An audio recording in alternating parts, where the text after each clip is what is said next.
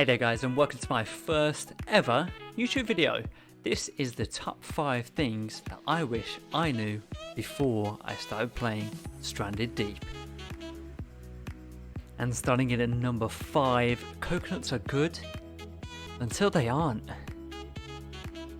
So after you do the basic tutorial, you kind of learn that coconuts are great. You can drink them, you can crack them open, and you can eat them as well. And you can also use them for various tools, which is fantastic, right? This game's super easy, yeah? Well, unfortunately not. Yep, coconuts are okay, but there's not a lot of them, especially on the starter island. And you're thinking, well, they respawn, that's fine. But they don't respawn fast enough. That's the problem. And the main thing about these, which it doesn't tell you at the start, you kind of have to find out yourself, is that if you eat more than 2 a day or drink more than 2 a day, you're gonna be sick, and it's gonna really take a toll on your stats. Your water's gonna come down, and that's gonna be shortly followed by your food as well, because you're gonna be throwing up everywhere. Do not have more than 2 coconuts a day, and try to find a more sustainable food source as soon as possible. Do not rely on coconuts, they are not your friend.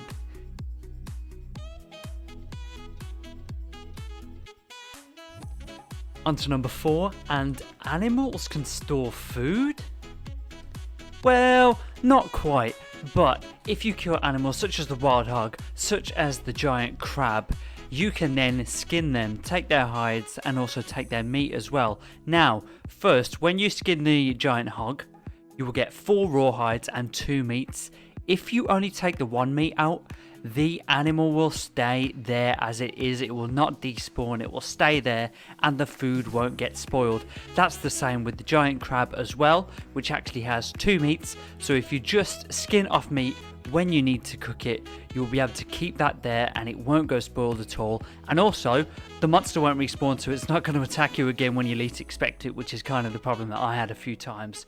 So guys, remember, leave the animal there, only take the meat off it when you need it.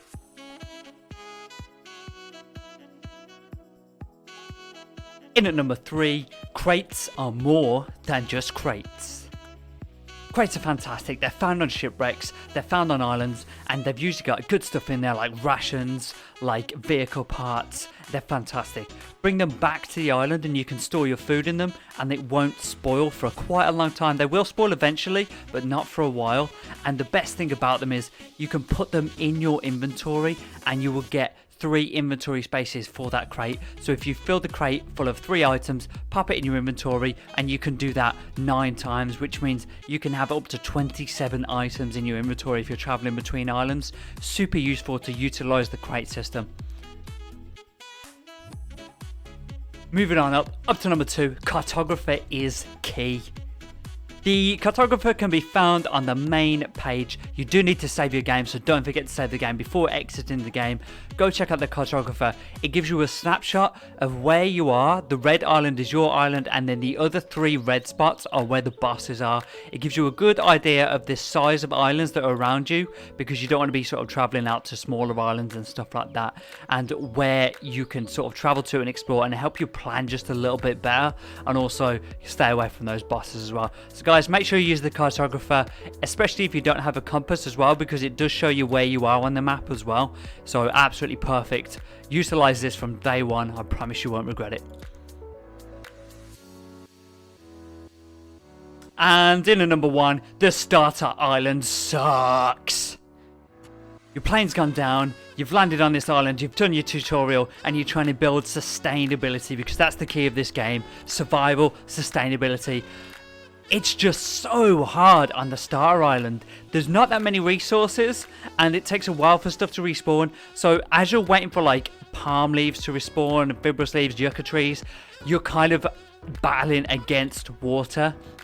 And also you're battling against food as well. So as soon as you've done the tutorial, my main advice, get yourself to a nice big island. Look on the horizon for one with a big rock, because that's going to give you some shelter from the sun as well.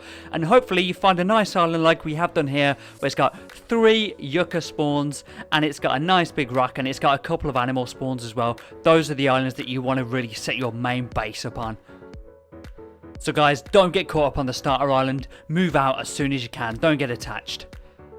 And that's the end of the list, guys. Those are the top 5 things that I wish I knew about Stranded Deep before I started. Guys, this is my first ever YouTube video. If you could subscribe, like, and comment, that would mean the world to me. I'm really trying to grow this. And don't forget, I do stream on Twitch 5 days a week, maybe moving to 6 shortly. So make sure you follow me on Twitch as well, and come check out the live stream sometime. Appreciate you guys. See you in the next video. Thank you.